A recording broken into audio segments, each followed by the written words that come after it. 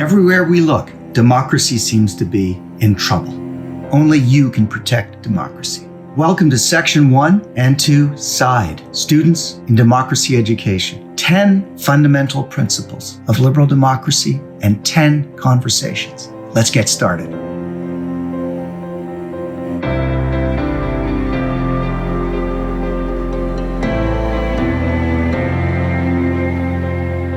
Welcome back to S.I.D.E. Today, your conversation is going to be about the fair distribution principle.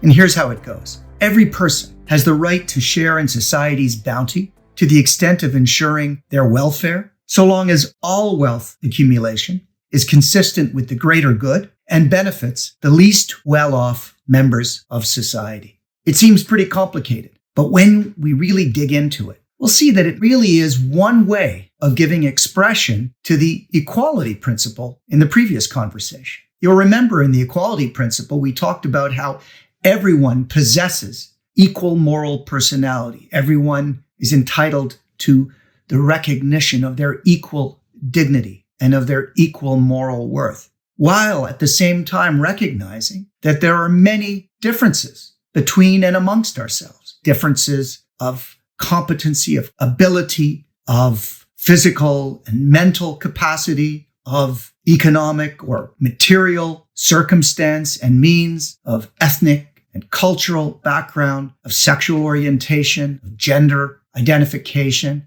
The fair distribution principle is one of the most important ways to give full expression of the equal moral personality, of the equal dignity and moral worth of each person.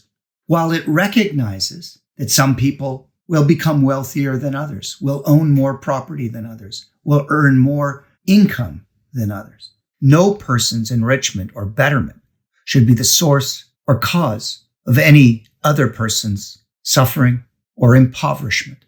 You'll note that the fair distribution principle refers to the bounty of society, the resources that begin as resources of society. And even as they may be privately acquired, even as they may be put to the benefit of particular individuals, that benefit cannot be indifferent to the plight, well-being, and welfare of everyone else. When we talk about the least well-off, that's a relative term. And while it clearly contemplates material, economic, and financial well-being, it also refers to those with special needs and serious disabilities, who, for those reasons, among others, are less able to support themselves and therefore to contribute materially to the general welfare.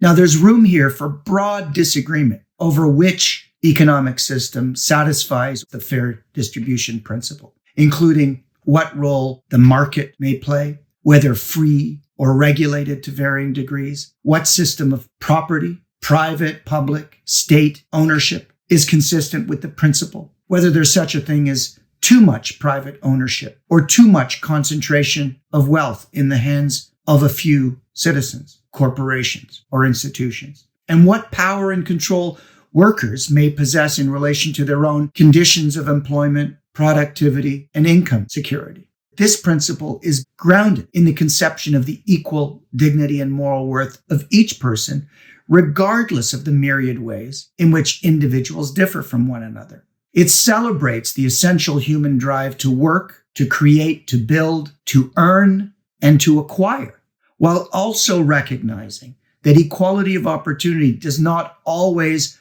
present or even exist for everyone in the same manner or at all, and that regardless of the differences in capacity and inclination to earn, to acquire, and to provide for oneself, each person is nevertheless entitled not merely to survive to a subsistence level of material existence, but to a dignified existence.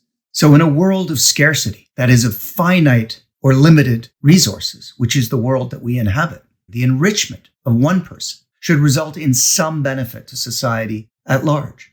And in a system of fair distribution, that will take the form of some sort of redistribution through the mechanism of taxation, of social welfare, of providing minimum income to live above what we think of as the poverty line. It can take the form of healthcare benefits, pharmacare benefits, childcare and daycare subsidies. It can also take the form of funding and creating public spaces, parks, recreation areas, places of culture, such as museums and performance centers, and programs designed to create opportunities for improvement and growth for everyone, regardless of means and circumstance.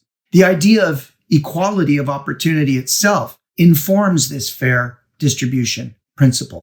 Regardless of how materially successful some people may be, we must never lose sight of the fact that everyone is partaking in and benefiting from society's bounty.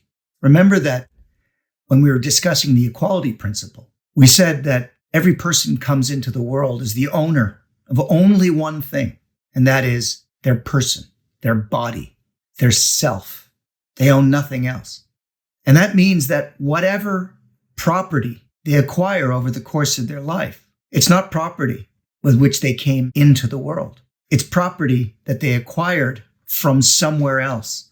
And what is that somewhere else? That is society's bounty. That's the finite amount of wealth, of resources, of goods that society has, derived from nature and produced through the efforts of civil society, of industry, of commerce. But it's not wealth that was ours when we came into the world. And so when we think about acquiring wealth over time, over the course of our lives, we have to be mindful of the fact that we are acquiring something that was at one time available to everyone else. And so we need to be sure, whatever claims we make on the bounty of society, it never deprives others from the possibility of making similar claims and bettering themselves. So it's critically important that there be broad agreement, broad consensus on this fair distribution principle, on this notion that the enrichment of some must never result in the suffering, loss, or impoverishment of others. Over to you to have a great conversation.